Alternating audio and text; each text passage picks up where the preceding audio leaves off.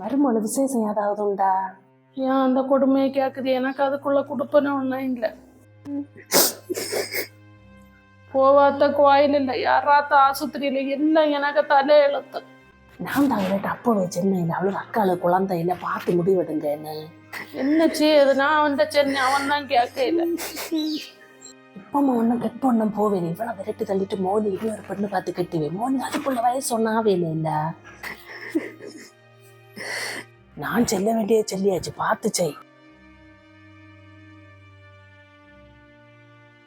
அக்கா, மருமோள் இந்த மாசமும் விசேஷம் ஒன்றும் இல்லையா?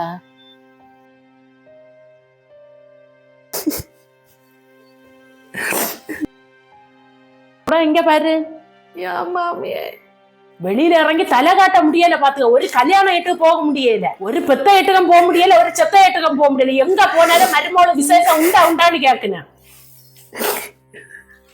இன்னும் ஒரு மாசம் கூட பாப்பேன். ஒன்னும் இல்லைன்னு வச்சு எல்லாத்தையும் வாரி கட்டிட்டு பொம்மைய வீட்டுக்கு போயிருக்கணும். நான் அவனுக்கு இன்னொரு பெண்ணு பார்த்து கட்டி வச்சிருல. கொஞ்சம் போடுறது.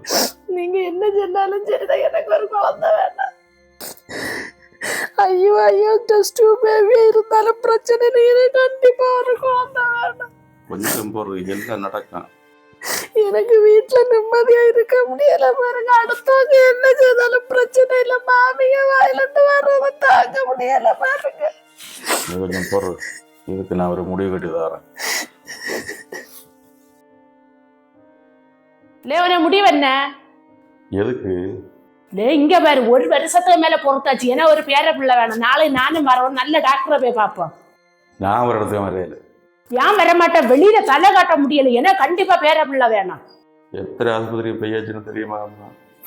அவ்வளவு பிரச்சனை ஒன்றும் இல்லை. போன இடத்துல எல்லாம் எனக்கு தான் பிரச்சனைன்னு சொல்லிட்டு சொல்லியிருக்கு. என்ன மோனே சொல்லி, அது அவளுக்கு தெரியுமா? தெரியாமா அவளுக்கும்? இதை யார்ட்டையும் சொல்லிடாத என்ன மோனே. இதை எப்படி அம்மா வெளில சொல்லியது? உங்க வாயை எப்படி அடைச்சோன்னு எனக்கு தெரியாது.